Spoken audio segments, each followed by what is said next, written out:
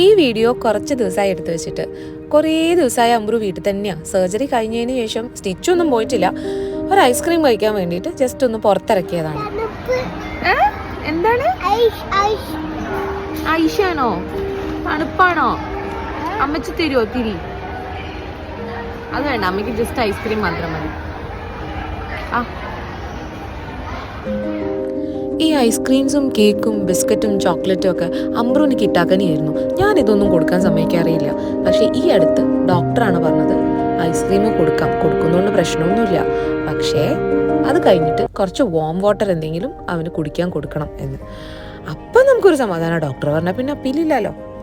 ഒരു ഫുൾ ഐസ്ക്രീമിൻ്റെ തണുപ്പൊന്നും തങ്ങാനുള്ള ശേഷി ഈ ചെറുക്കനില്ല എന്നുള്ളതൊക്കെ കഴിക്കുന്ന കാണുമ്പോൾ തന്നെ മനസ്സിലാവുന്നില്ലേ? അങ്ങനെ ഐസ്ക്രീമൊക്കെ കഴിച്ചു കഴിഞ്ഞപ്പോൾ പിന്നെ ലുലു പോകണമെന്ന് പറഞ്ഞിട്ടായിരുന്നു വാശി. എങ്ങനെയൊക്കെയോ പിടിച്ചോണ്ട് പോയതാണ് അവിടുന്ന്. എന്ത് വാങ്ങാൻ? അക്കീമല്ല ഇപ്പൊ വാങ്ങി കഴിച്ചതൊന്ന്.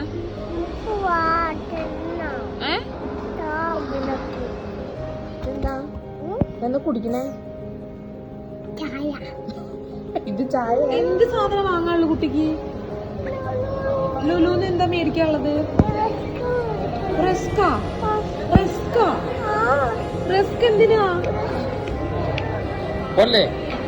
എന്നാ നമ്മള് പോട്ടെ കേട്ടോ. ബൈ. നീ ലുലുന്ന് സാധനം മേടിച്ചിട്ട് അമ്മ പോട്ടെ. ബൈ. അമ്മയും പോവാണേ. ഓക്കെ.